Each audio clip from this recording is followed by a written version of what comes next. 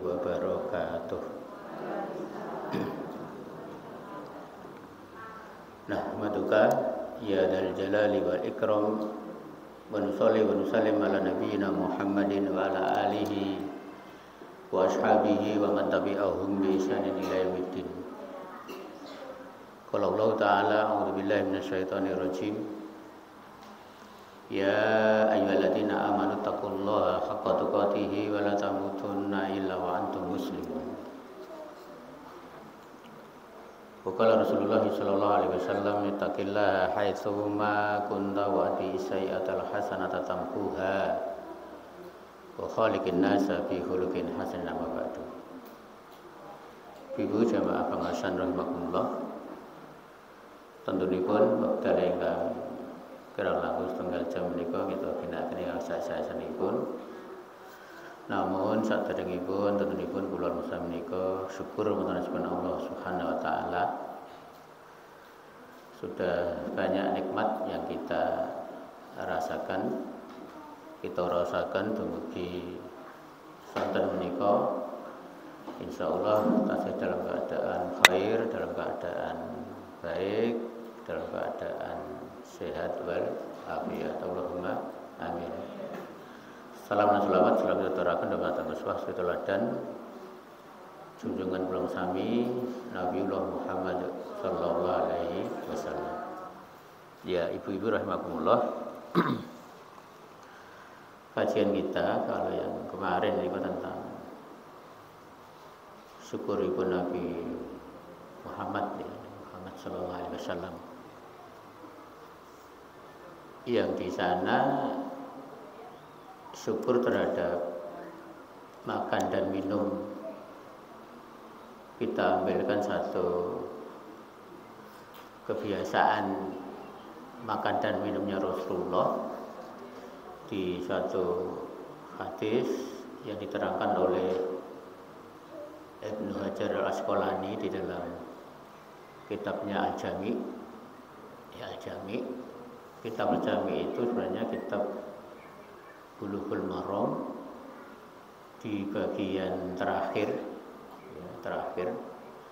kumpulan beberapa keterangan-keterangan hadis. Di sana ada hadis tentang makan, tata cara dan yang dilakukan oleh Rasulullah SAW, yang bunyi hadisnya yang terakhir mereka yal aqoha au yul ikoha. Jadi sebelum orang itu habis makan, sebelum tangannya itu dicuci, itu dibersihkan. Bahasanya sebenarnya dibersihkan. Bahasa yang menukik itu ya menjilatinya atau orang lain menjilatinya. Maka Ibnu Hajar Al-Asqalani itu masih toleransi banget ya. Di akhir hadisnya yang berbunyi auyul ikoha, maksudnya atau orang lain yang menjilati. Kalau kita tidak menjilatinya atau orang lain itu yang menjilati, itu seperti itu, konteks hadisnya seperti itu. Tapi beliau kan menerangkan itu di akhir itu masih toleransi. Maksudnya kepada orang lain yang menjilatinya, dia terangkan itu apa? Masih dekat dengan yang bersangkutan, atau artinya apa? Kalau itu keluarga ya bisa anaknya, bisa bapak ibunya, atau bisa suami istri. Itu berarti kan masih dekat. Artinya tidak orang lain, tidak jauh. Jadi maksud seperti itu. Boleh jadi anak kita yang menjilati ibunya. Kalau bahasa yang sering kita sampaikan itu, nek ibu-ibu menika ndulang putranipun nek mboten telas, mengke ibuke sing nelaske. Lah ngoten Bu ini. Terjemahan yang nanti kalau luasnya seperti itu. Nah, yang secara umum itu intinya sebelum kalau kita makannya itu pakai tangan itu kan sebelum dicuci tangan kita. Kalau ada sisa-sisa di sini itu suruh membersihkan. Bahkan Ibnu Hajar Al-Asqalani itu menerangkan mensyarah hadis itu kan apa itu atau dengan lain tidak dijilati tapi dengan apa tisu dengan apa itu apa namanya itu sapu tangan dengan apa itu ya. Itu suruh bersihkan baru dicuci. Kalau di piring ya sebelum itu dicuci dikena air dibersihkan dulu sisa-sisa makanan yang ada di piring. Kalau tidak sampai tadi menjilati kan mempermudah kan Islam itu mempermudah. Ampun di pikiran ibu-ibu niku aku kudu didilati nggih mboten Bu. Tapi kalau itu mau ke situ itu akan lebih baik keterangannya Ibnu Hajar Al-Asqalani dan itu lebih baik, lebih afdol, lebih utama kalau makannya sebagaimana yang diterangkan terlebih di dalam hadis itu. Tapi umpama tidak ya enggak masalah. Karena beliau juga menerangkan seperti itu makan.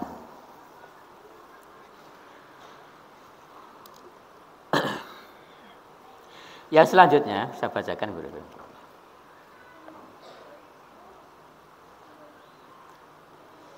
Rasulullah SAW itu bersabda begini, tidak bersyukur kepada Allah siapa yang tidak bersyukur kepada manusia. Jadi tidak dikatakan orang itu bersyukur kepada Allah sebelum dia juga bersyukur kepada manusia. Nah, manusia itu siapa? Bisa syukurnya apa itu suami istri.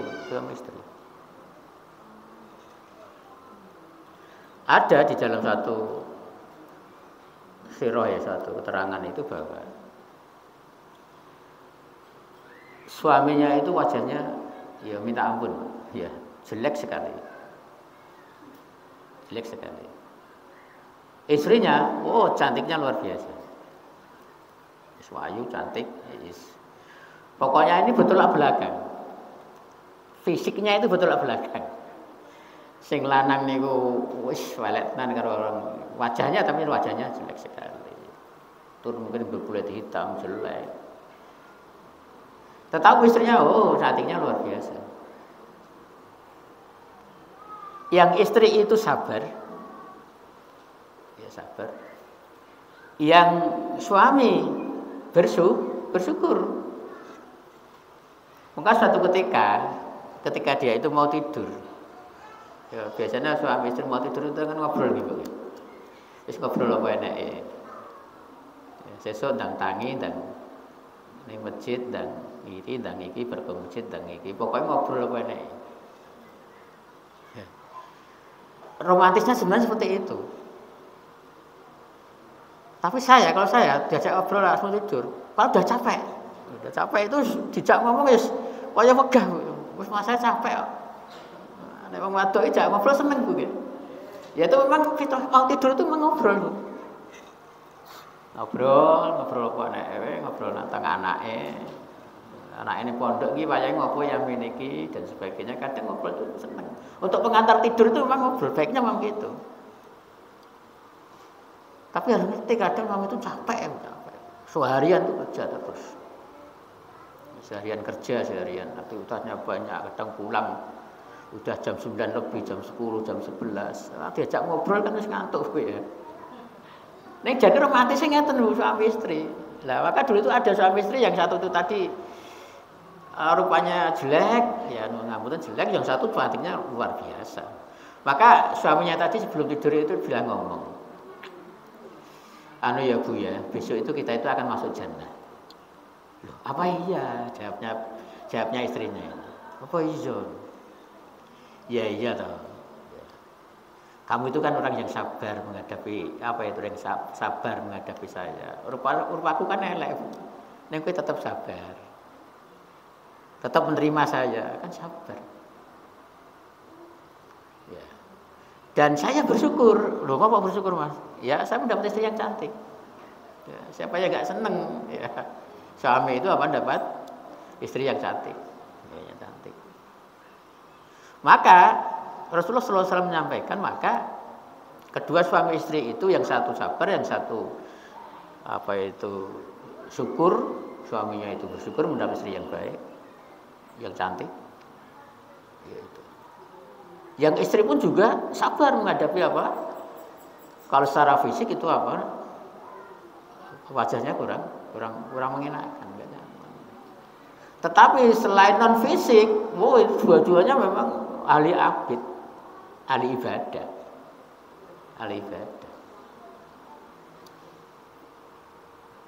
Maksudnya mungkin ahli ibadah itu ya taat kepada perintah Allah Subhanahu wa taala dan bisa meninggalkan larangannya. Contohnya mungkin sholat malam bisa sesekali, bisa sama-sama orang beribu itu yang sholat malam, misalkan begitu. Maka dia mengarungi kehidupan itu nyaman, enak. Maka dia mengatakan nanti kita akan masuk surga. Dan Rasulullah SAW menyampaikan bahwa nanti kita akan masuk surga. Apa iya toh Pak? Iya. Karena kamu sabar, saya bersyukur. Ning bedane masuk jannahnya itu nanti dari pintu yang berbeda. Ya. Dari pintu yang berbeda. Yang istri nanti akan masuk pintu dari apa? Pintu sabar. Yang suami nanti akan masuk pintu dari pintu namanya syukur. Itu syukur. Maka syukur kepada manusia itu penting.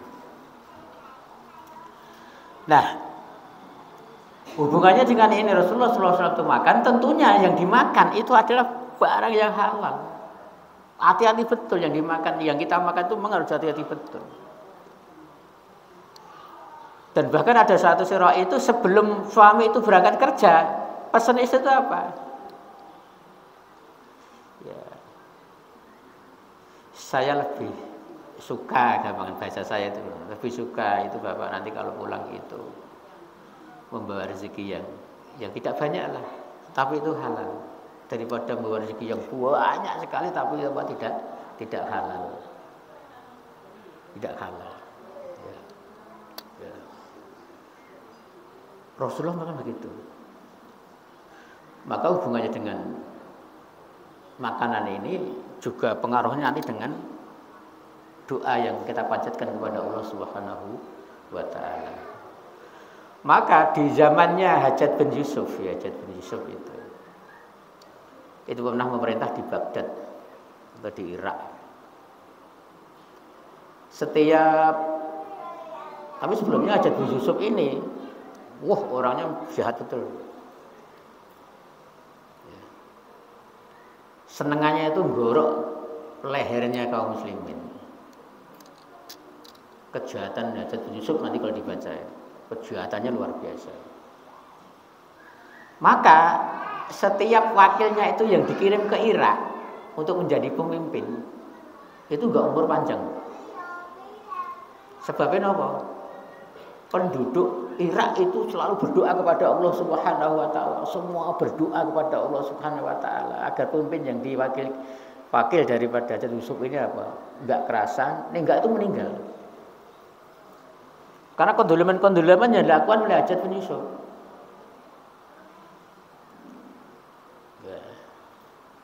Setiap itu Hajjaj bin Yusuf mewakilkan seseorang untuk memimpin di Irak, itu penduduk Irak itu selalu mendoakan.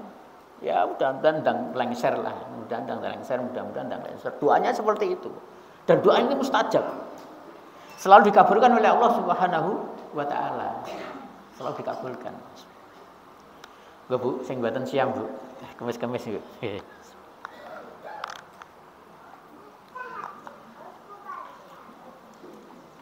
Itu selalu gagal dan selalu itu enggak kerasan dan bahkan itu meninggal sampai meninggal. Karena Hajjaj ini orangnya cerdik, Bu, pinter, Bu. Pinter, Bu. Akhirnya dia punya ide, kisah ini sering disampaikan, kedoliman ini. Dan setiap mengirim seorang pemimpin di Irak itu selalu gagal, selalu tumbang, selalu enggak kerasan pokoknya sampai meninggal bahkan. Itu akhirnya Hajjaj bin Yusuf itu enggak punya ide, Pak. ada ide, ada satu perintah dari Hajat bin Yusuf, semua rakyat itu harus mengumpulkan apa Bu?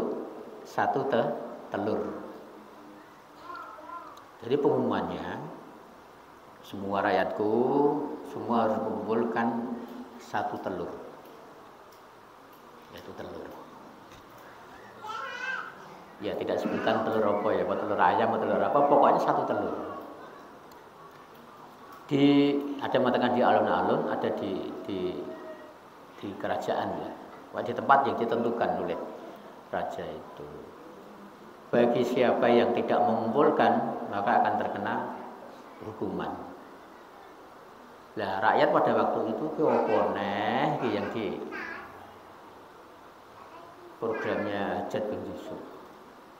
Iki opo neh nek opo iku kok ngumpulke telur. Lah karena itu penduduk itu pada waktu itu sebuah satu telur aja gampang lah. Ya beli di tetangga itu ada beli satu, tapi paling enggak satu orang itu mbak satu. Akhirnya betul setelah hari yang ditentukan semua mengumpulkan telur. Setelah kumpul Hajat bin Yusuf selang berapa hari ya, itu memerintahkan lagi semua rakyatku yang kemarin itu membawa telur supaya mengambil telurnya lagi. Ya koneh perintah iki. Yo mau kon kumpul iki kon jupuk meneh. Lah ternyata hari yang ditentukan semua ngambil. Lah nek ngambil kan dia tanpa berpikir, pokoknya aku jupuk telur. Padahal perintahmu kon jupuk telure mau, Pak. Nah, gitu Bu, telurnya tadi. Kira-kira berapa Bu ya? Pokoknya ya sak-sak itu Bu ya, sepenting aku jupuk telur, padahal itu bukan telurnya. Lah niteni piye wong padha? Misalkan telur pitik, telur bebek, ada yang kecil, ada yang besar. Mun aku mau gede atau cilik kan orang ngerti kan nggak sama. Kan nggak ditulisin nama dan sebagainya. Ini perintah itu tadi ambillah itu apa? Telur itu ambillah lagi. Telur yang kamu bawa itu ambillah. Lah masyarakat ya pokoknya jupuk ngono. Lah akhirnya setelah itu Hajat bin Yusuf ngirim lagi wakilnya. Nah, sehari masyarakat pada doa gitu. Ya doa nek mau ben kerasan wakilnya tadi. Yang akan memimpin Irak tadi supaya enggak kerasan. Satu hari enggak ada tanda-tanda sakit atau apa. 2 hari juga enggak ada. Bahkan berbulan-bulan mungkin sudah tidak ada. Ini ada apa ini? Akhirnya orang pada berpikir. Ada yang dia itu tanya seorang syekh, orang pintar ya, orang syekh, orang yang berilmu. Ada yang sudah berpikir bisa nyandai. Kita ini masyarakat kita ini terjebak. Terjebak siapa? Dengan Hajat bin Yusuf tadi. Terjebaknya apa? Satu, telur yang kita kumpulkan dan telur yang kita ambil itu sudah gak karuan. Itu telurnya orang lain sudah, tidak telurnya sendiri. Dan sudah sampai rumah kita goreng dan kita makan. Berarti yang dimakan itu sudah apa? Subhat. Apa Bu? Subhat. Ragu-ragu ke telurnya dewe apa memang tidak. So berpikir, ternyata kita itu dihapusi, harus apa? Dihapusi dengan nyatanya doa kita nggak terkabul. Karena yang dimakan tadi apa? Telur yang dimakan itu boleh jadi telurnya orang lain. Akhirnya menjadi subhat, ragu-ragu dan menjadi doanya itu tidak dikabulkan oleh Allah Subhanahu wa taala. Sakit nyambung Bu nggih? Iya. Perintahnya tadi telurnya ambil, kalau itu telurnya sendiri mungkin ya enak telurnya, tapi itu telur orang lain. Yang membuat itu ragu, membuat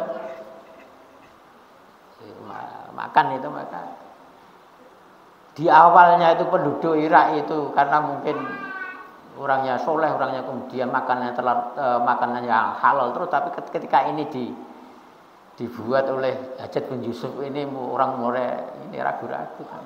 Yang jelas dari telur tadi yang dimakan itu bukan telurnya sendiri, telurnya orang lain yang membuat itu ragu-ragu sehingga doanya tidak dikabulkan oleh Allah Subhanahu wa taala. Allah tidak mengabulkan itu. Itu berarti yang masuk dalam perut itu sudah tidak telurnya sendiri tapi telurnya apa? Orang lain. Di antaranya seperti itu.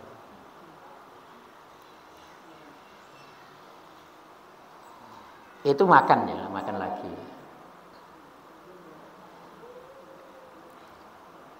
Ada lagi satu bisa orang soleh. Ada seorang pemuda, ada seorang pemuda itu yang di Damaskus ya, di Damaskus, Syria mana di Damaskus. Itu ada seorang pemuda itu ingin belajar kepada seorang ustadz, seorang syekh yang ada di dalam masjid. Masjidnya aja Masjid At-Taubah namanya ya. Di mana masjid itu tempat untuk bertobat juga, namanya aja Taubah. Dan di situ ada guru ngajinya. Dia tuh pengen ngaji kepada syekh tadi. Ya syekh, saya pengen menimba ilmu, pengen nuntut ilmu bersama syekh di sini. Saya tidur di sini dan saya ingin membantu Pak Ustadz, ingin membantu syekh. Apa keperluannya pokoknya itu. Jawab syekhnya tadi oh ya nggak apa-apa silahkan. Tetapi kamu harus ikut apa yang saya mau. Ya. Nah, dia sudah ikut 3 hari, 3 bulan atau berapa itu. Ternyata syekh ini memang apabila ada kekurangan dalam dirinya, terutama dalam makan, itu dia tidak mau minta-minta, mencari-cari itu tidak. Maka setelah belajar 3 bulan itu suatu saat keadaannya saya ini diuji Allah Subhanahu wa taala itu apa? Ya katakanlah sehari itu mungkin makan 1 kurma atau apa. Dan itu berjalan 3 hari. Lah yang mau belajar menurutnya tadi sudah enggak kuat. Lapar sekali ini. Padahal di awalnya itu dia harus manut Pak Ustadz tadi. Saya lapar, kamu juga lapar. Padahal Ustadz tadi nggak mau cari bantuan ini.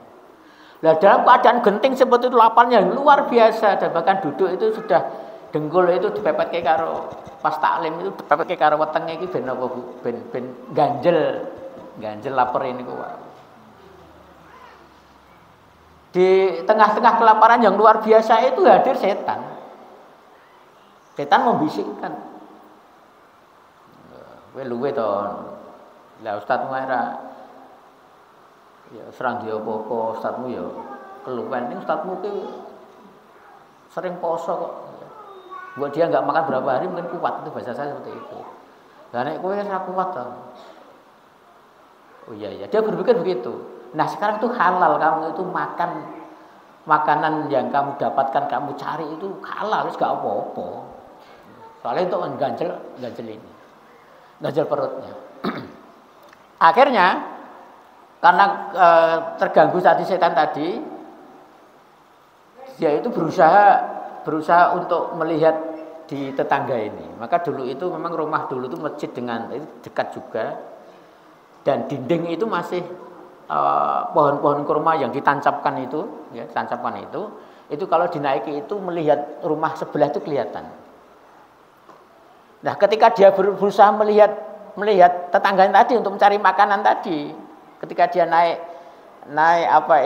dindingnya itu, rumah yang pertama tadi dilihat dari luar, itu ternyata melihat di dalam itu ada 3 perempuan yang tidak pakai itu, akhirnya dia sadar ya. Nggak boleh kan melihat itu. Yang dia tidak pakai kerudung, nggak pakai jilbab gitu. Akhirnya dia turun lagi, pindah ke rumah yang kedua. Nah pindah yang ke rumah 2, dia manjat lagi dinding. Ya ternyata dia melihat itu ada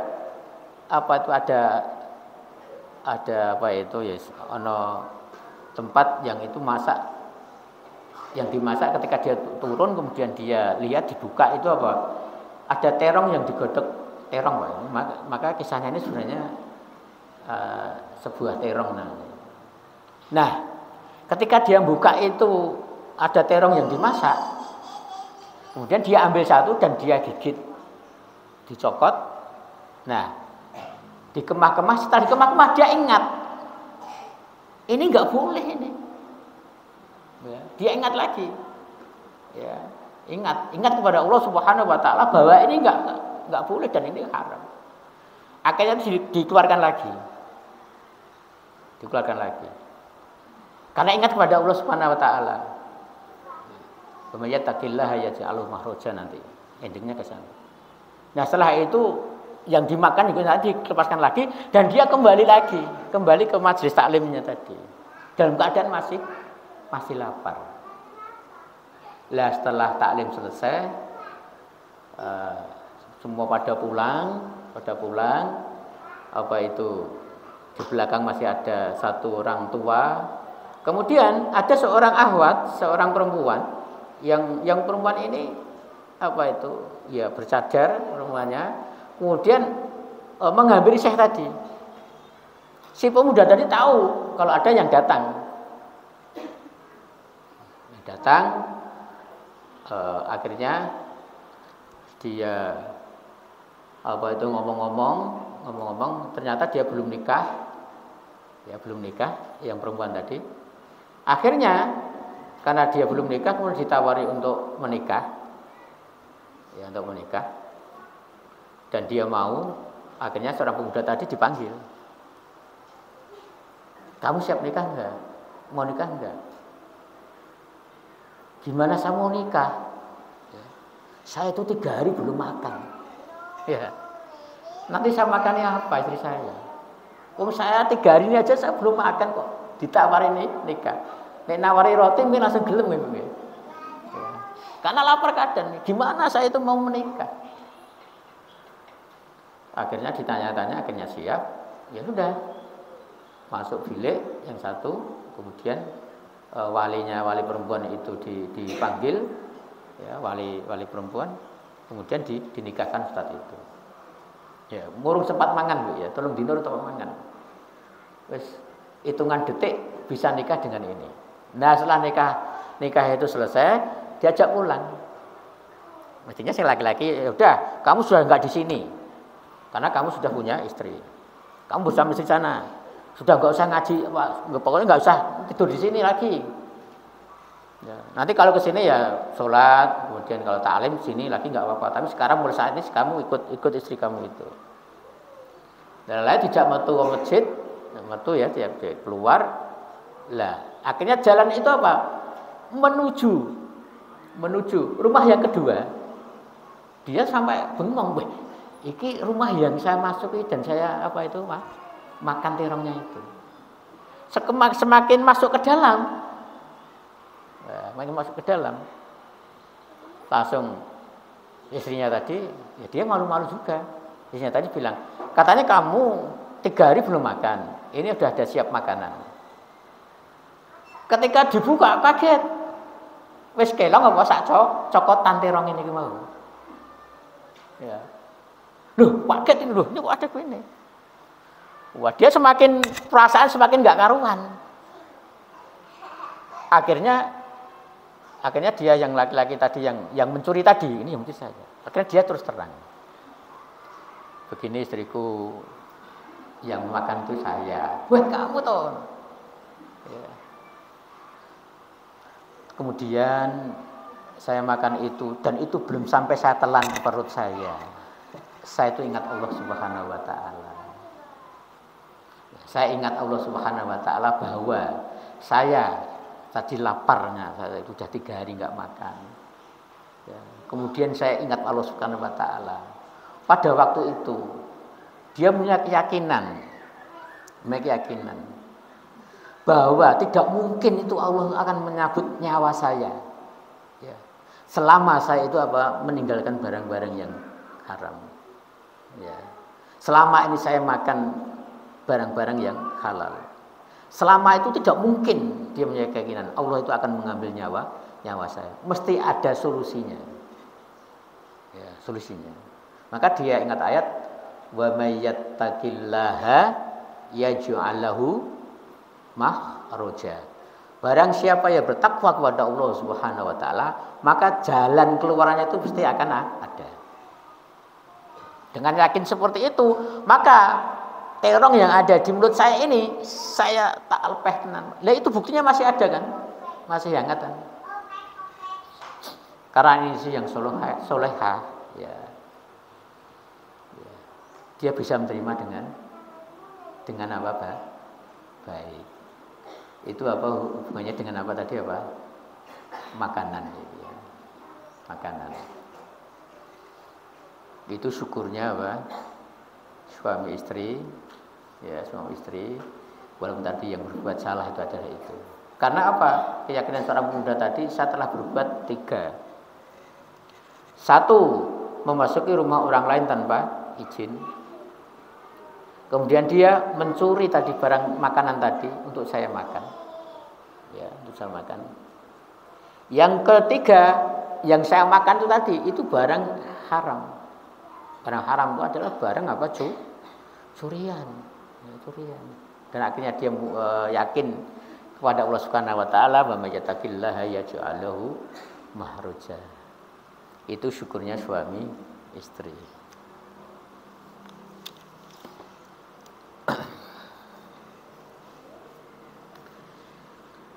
Seperti juga bersyukur kepada orang tua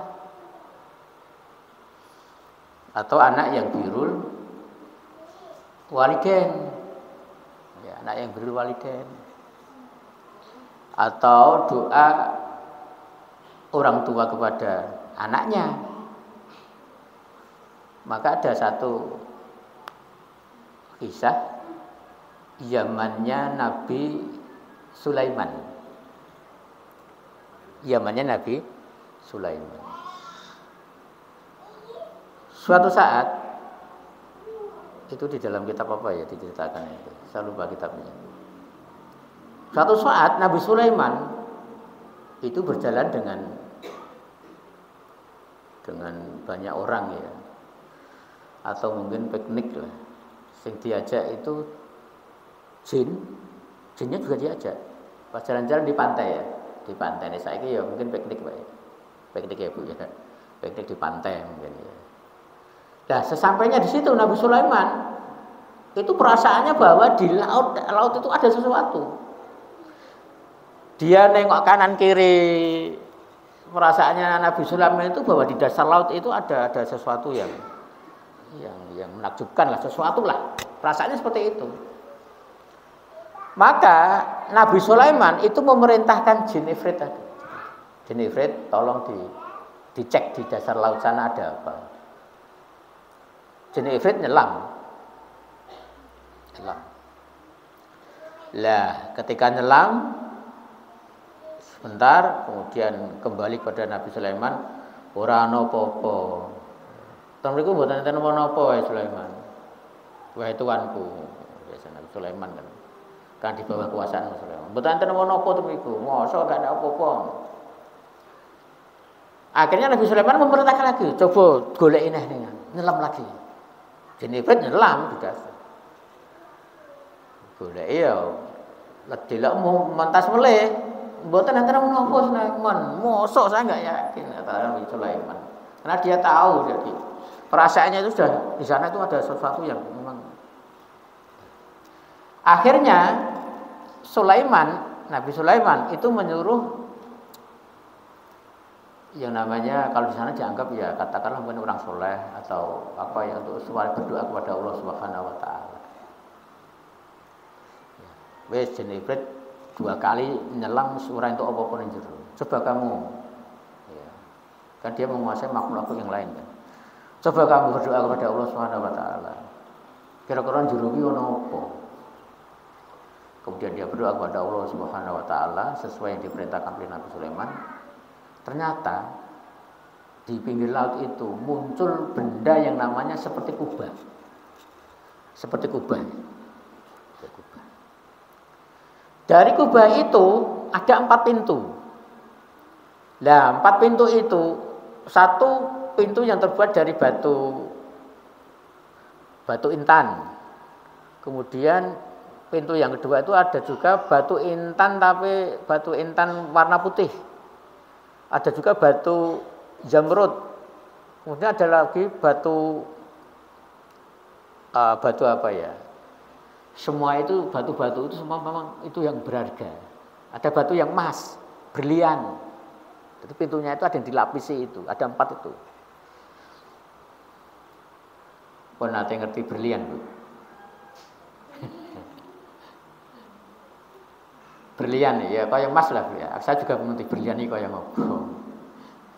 Ya, batu giok itu film-filmnya warnanya itu. Tapi itu batu-batu Zamrud ya kaya ngopo ya. Pokoknya ada gitu keterangan seperti itu dan kita yakin itu memang perhiasan yang luar biasa mahal. Wong saya itu ngerti antam. Antam ini mas yang kecil loh. Itu baru saja antam itu. Yang 1 gramnya antam itu kemarin kami jual itu 1.400. Ini naik. Ya emas tapi antam tuh. Itu harganya naik. Lah nih ibu pengen apa itu transaksi apa itu pengen ngomong bisnis itu bagus. Bagus artinya apa? Nek pas murah jenengan kulaan. Engko nek pas larang didol. Saya dulu pernah beli, tapi bukan saya ya, sekolah yang beli itu. Itu 1 gramnya itu 900. Kan rendah. Sekarang kemarin baru 1 pekan, 2 pekan itu 1.400. Karena kami butuh, maka transaksinya 1 gramnya sana membayar Rp1.220.000. Nah, kalau dia nanti bisa menjual kan badannya oke, tapi kami butuh. Ya, kami pinjam antam itu berapa ya? Kalau uangnya dinilaikan itu ya ada 160-an. Kemarin terakhir kami jual itu 39 gram. Tapi ya kecil-kecil di Lombok ada yang 3 gram, ada yang 5 gram. Nek jenengan pengen tumbas nek sakit ampun sing gede-gede. Ya 5 ke bawah saja. Kalau mereka 10 gram itu kan agak besar. Jangan yang besar-besar. Malah yang kecil-kecil saja itu. Ya, penjualannya mudah dan sebagainya. Itu sarannya seperti itu. 5 gram ke bawah. Itu yang kita lihat lah. Tapi yang tadi seperti itu, batu-batu tadi. Ya, batu berlian, batu Zamrud, apa itu, ya, dan sebagainya. Jadi kubah itu seperti itu. Nah, dan itu pintunya itu terbuka.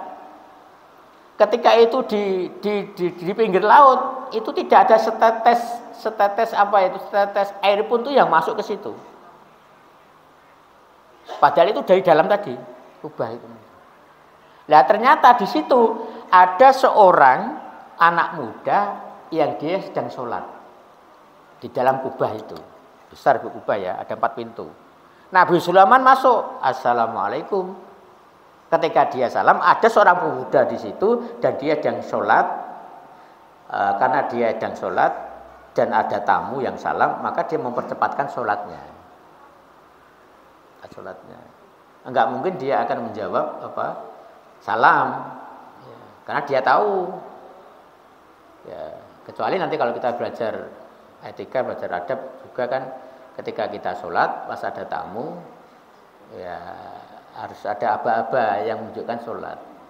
Maka ketika itu ruku mengeraskan bacaannya Allahu Akbar biar tahu tamunya itu bahwa dia sedang sholat.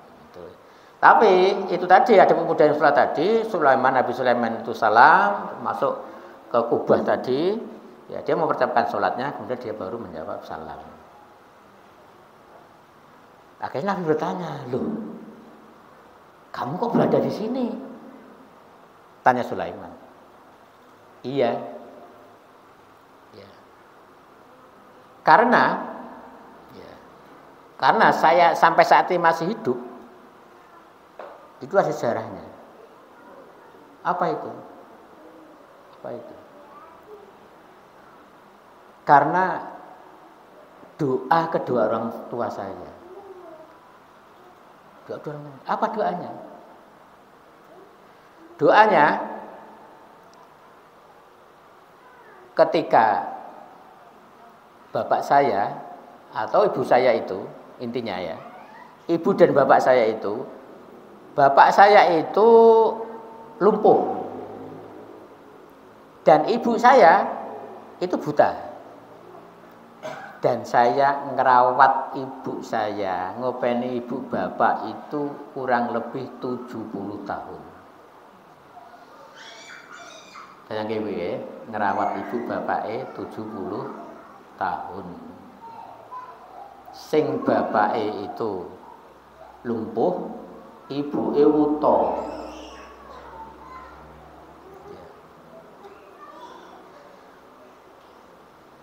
Doa bapaknya itu kepada Allah Subhanahu wa taala, ya Allah, berilah dia itu umur yang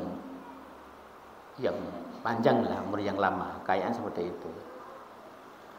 Kemudian doa ibunya sebelum meninggal, saya tak lupa ya, Bu. Ada yang ngertos, Bu?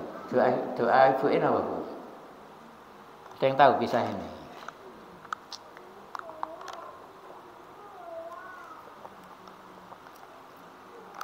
Coba dibantu, Bu, ya, kok lupa ya, kok ngeblank akhirnya. Yang ibunya itu berdoa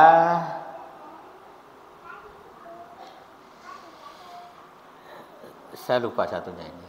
Tapi kalau bapaknya tadi berdoa begitu, agar anak saya itu hidup yang panjang. Ya.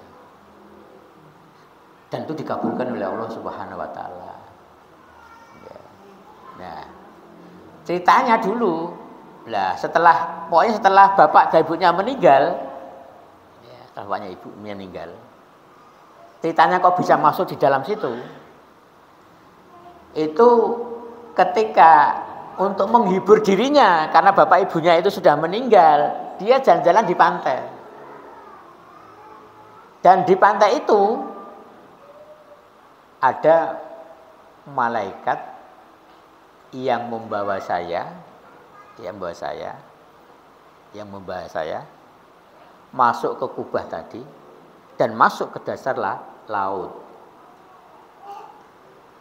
Kemudian ditanya oleh Nabi Sulaiman, sejak kapan kamu itu dibawa oleh malaikat?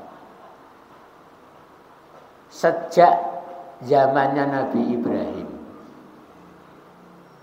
Sejak zamannya Nabi Ibrahim. Kemudian oleh Sulaiman dihitung-hitung. Sejak zamannya Nabi Ibrahim itu dihitung-hitung, itu kurang lebih 2400 tahun yang lalu. 2400 tahun ning ora ana tanda-tanda tanda-tanda rambutnya iki putih ra ono. Nek awake dhewe iki umur 40 wis rambutnya putih iki. Ya, bahkan mikir ya ini begini. Akan mikir. Wong nek ora mikir ya piye, Bu. Nah, itu seperti itu. Kenapa dia itu bisa karena doanya orang tua dikabulkan tadi. Satu itu tadi. Dan ibunya itu saya lupa ya doanya apa itu. Saya lupa ya. Ya. Itu kisah orang tua yang mendoakan ibunya. Atau karena birrul walidainnya dia itu selama 70 tahun, Bu. Ya, ngopeni bapake yang sakit, ibunya juga sakit. Saat ini kita lihat itu kadang ya Bu, nunggu di rumah sakit iren Bu. Ibu sakit aku iki lah wayahe mlebu iki aku wayahe dan sebagainya. Pokoke alasannya akeh Bu kadang. Ada itu kadang seperti itu Bu. Ngerti ibu sakit. Doiren keluarga itu gitu. Kadang seperti itu. Apalagi kadang itu ada juga yang kalau keluarga itu, kalau sudah semua keluarga itu kadang bersaing ekonomi. Kalau nggak bersaing nggak sehat ya kadang menimbulkan yang nggak baik. Seperti Abdullah bin Jun'an Abdullah bin Jud'an. Abdullah bin Jud'an ini dengan bapaknya Abu Bakar As-Siddiq itu pamannya.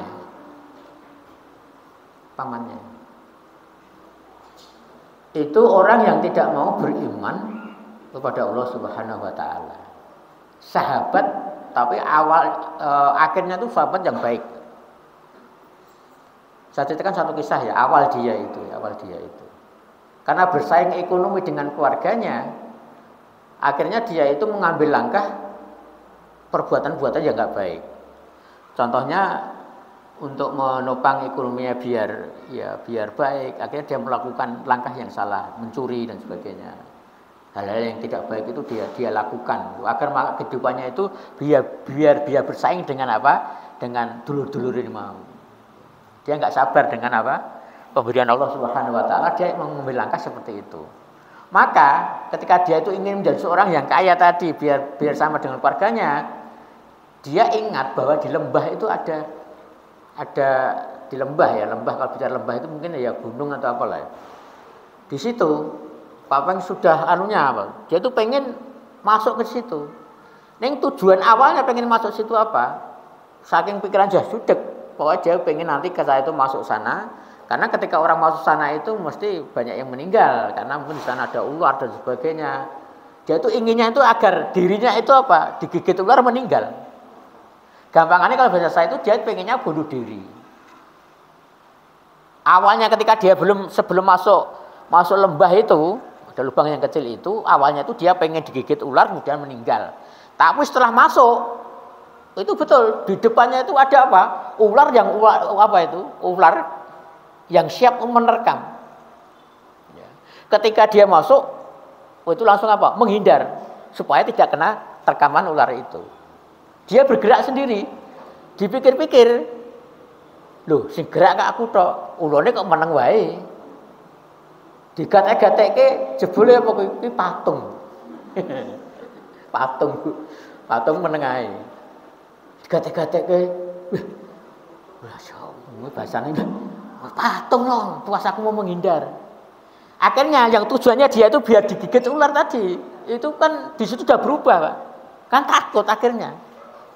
Ya, pengennya jane mati nih kono pengennya digigit tapi enggak, karena itu apa patung. Digatek-gatekke, lho sing gerak aku tok kuwi kok meneng ae. Gatek-gatekke ternyata apa? Ular itu apa? Matanya itu dari emas, kemudian apa mulutnya itu dari apa? Itu tentang emas. Lapisannya itu semua. Akhirnya dia masuk ke lembah yang berikutnya itu banyak kuburan. Dan kuburan itu dilapisi dengan intan permata, dengan emas. Yang sampaikan tadi loh, barang-barang yang berharga. Ternyata itu adalah kuburannya para raja. Nah, karena itu di situ banyak kekayaan yang luar biasa, dia ambil secukupnya. Matanya mau dijikuk wong intan ya, atau emas atau apa, dia ambil secukupnya, dia pulang. Kan menjadi kaya. Pulang akhirnya apa? Yang dia itu ngambil dari situ dia bagi-bagikan. Uang itu dia bagi-bagikan. Karena keadaan kehidupan dia sudah baik, karena apa dia anggapannya sedekah dan sebagainya. Bahkan ada satu masyarakat itu yang kekurangan itu, pokoknya nek kekayaannya habis, dia ke situ lagi ambil lagi. Diberikan orang lain lagi. Bahkan satu desa itu diberi 200 onta dan 200 onta itu sambil di situ ada makanan sembako yang cukup. Onta loh Bu ya, 200 onta diberikan pada itu. Kemudian di atas onta itu ada yang minyak goreng, ada dan sebagainya, komplit itu diberikan kepada satu masyarakat itu. Berarti dia terkenal dengan sedekahnya. Itu Abdullah bin Jud'an, sahabat ya. Dalam artian sahabat tidak sahabat yang sebenarnya. Karena hidup bersama Rasulullah Shallallahu Alaihi Wasallam. Kebaikan dengan Rasulullah Shallallahu Alaihi Wasallam luar biasa. Ini nggak gelem beriman. Akhirnya singkat cerita ya. Akhirnya ketika dia meninggal, para sahabat yang lain bertanya kepada Aisyah, wahai Aisyah, takok Rasulullah. Bahasanya mungkin takok bojomu. Lah ada apa? Abdullah bin Jud'an itu nanti amalnya bagaimana? Karena kebaikannya luar biasa. Amalnya bagaimana? Kata Rasulullah SAW, huwa finnar. Dia di neraka. Iya. Lah kenapa kok dia di neraka? Kan dia baik dengan Rasulullah, baik di tetangga, baiknya luar biasa. Karena apa? Sebelum mati dia tidak mau minta ampun kepada Allah. Dia tidak istighfar kepada Allah Subhanahu wa taala. Ya. Artinya kematiannya itu dalam keadaan dia tidak beriman kepada Allah Subhanahu wa taala. Ning sak bendina ini kebaikan dengan Rasulullah itu luar biasa. Itu namanya Abdullah bin Jud'an. Ya, dengan sahabat-sahabat yang baik. Oh, wong sedekah luar biasa, Bu ya. Iya, ki mau duit saka ki mau. Dalam riwayat yang lain saya baca itu seperti itu. Dia masuk itu tadi di situ tuh banyak kekayaan luar biasa, nek entek njupuk neh rono keluar lagi. Dan bahkan yang pertama kali itu sebelum dia itu nanti kecil lagi dia beri tanda di situ. Jadi ben kelinganku mlebune kok kene njupuk neh itu bagian itu. Tetapi selama hidupnya bergaul dengan Rasulullah Shallallahu Alaihi Wasallam itu baiknya luar biasa, tapi ternyata dia tidak beriman. Maka kalau yang saya baca itu, jadi orang kafir itu, Bu, orang kafir itu. Ada orang kafir yang baik, ada orang kafir yang jelek. Artinya begini, sama-sama orang kafir itu besok kena di neraka semuanya, Bu, ya, di neraka. Di neraka. Ning ana wong kafir iku sing kafir sing nakal. Ya mungkin ukuran nakal dhewe iki ya mungkin ya judi, minuman keras. Ning ana wong kafir sing ora gelem ngono kuwi, Bu. Itu konon yang saya baca itu besok di akhirat mesti siksanya begitu. Walaupun dia di neraka. Paham nggih, Bung ya? Walaupun dia di neraka. Ya mungkin yang dicontohkan tadi seperti Abdullah bin Jud'an tadi. Abdullah bin Jud'an. Yang di akhir hayatnya itu apa? Tidak beriman kepada Allah Subhanahu wa ta'ala. Untuk itu bilang sekalian, jadi kembali pada ini ya, syukur itu ya.